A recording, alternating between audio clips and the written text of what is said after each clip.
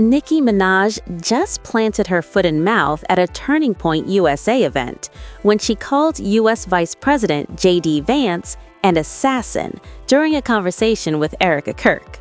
And you have amazing role models like the assassin JD Vance, our vice president. And when I say that,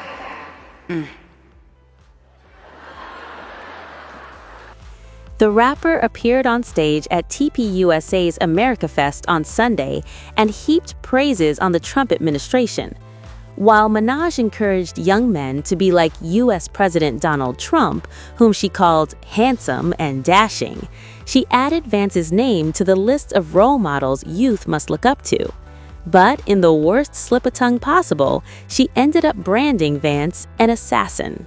Dear young men, you have amazing role models like our handsome, dashing president. And you have amazing role models like the assassin JD Vance, our vice president. And when I say that,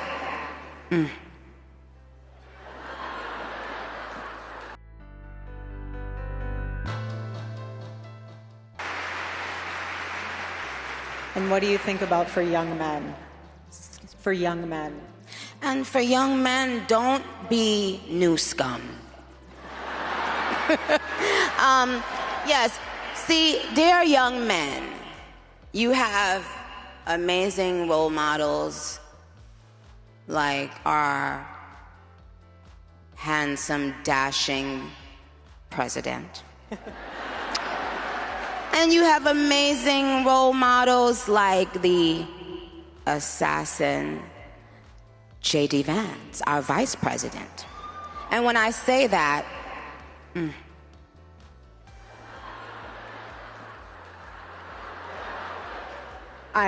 Trust me, there's nothing new under the sun that I have not heard, so you're fine. Yes, we did. I love you.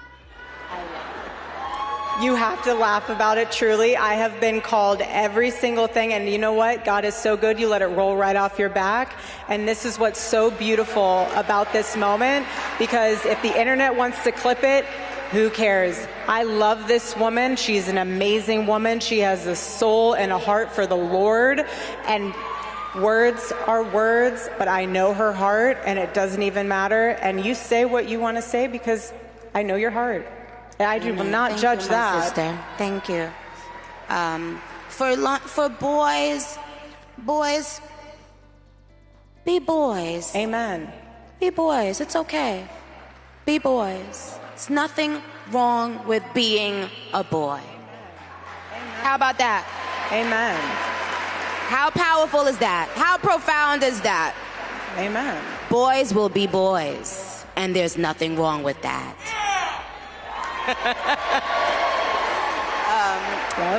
Yeah, that's what I want to say.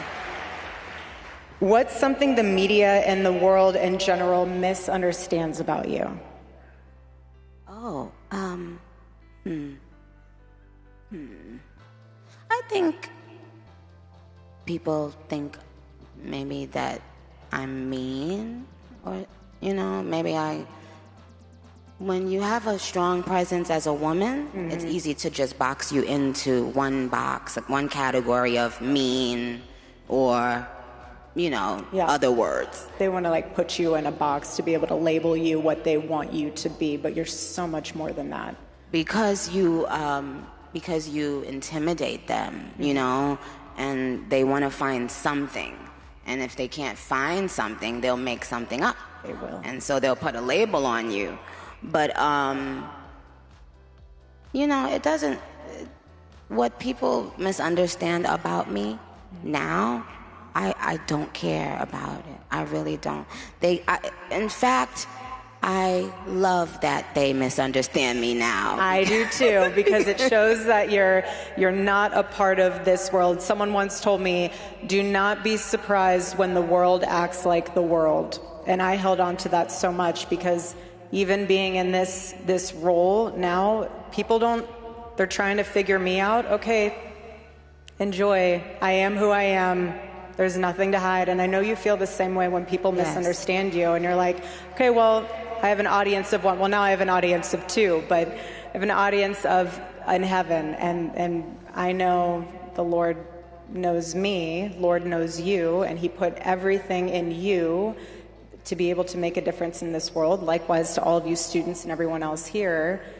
And to go into that further, I know that and I'll end on this, I know that a lot of you guys have been hearing about, we are doing this for Charlie, and we're doing this for his legacy, but we're also doing it because each and every one of you guys have a legacy. And I want you guys, when you leave this conference, to take something with you. And when it gets tough out there, I want you to hold with you a word. It could be anything. For me, it's Charlie.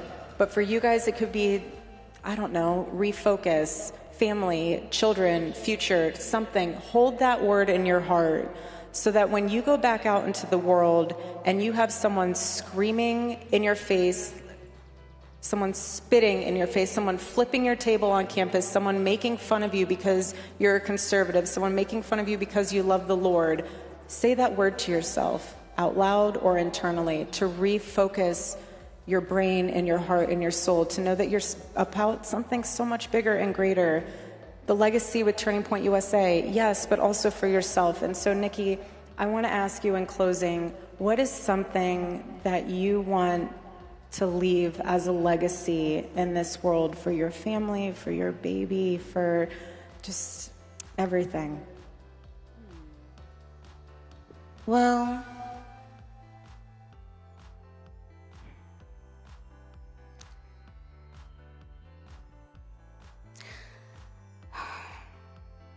that it's okay to change your mind.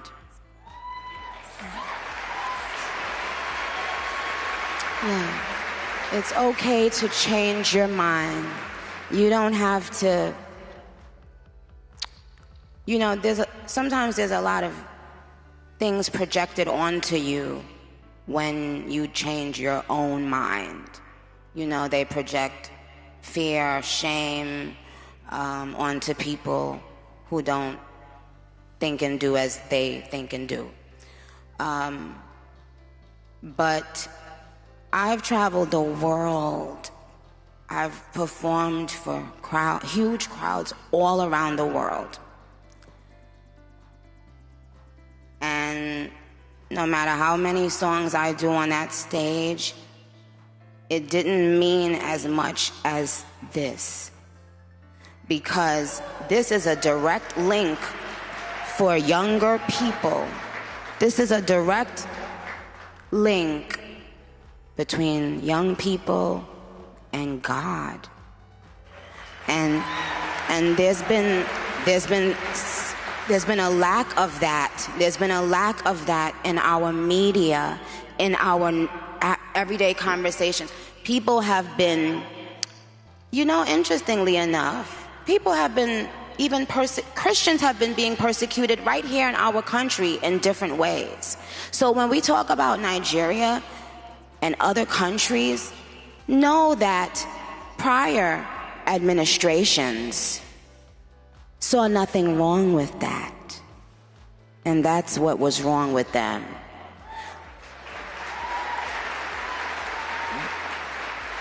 I truly feel that there are people out there who felt good about chastising Christians right here in our country. And it's kind of really, really sick. We can't let people like that be in power, you guys. That's the truth. I can sugarcoat it and laugh and kiki, but the truth is, I am here today to tell you guys that. We absolutely cannot let people who have a problem with us worshiping God, we cannot have them in power. We cannot have them in power.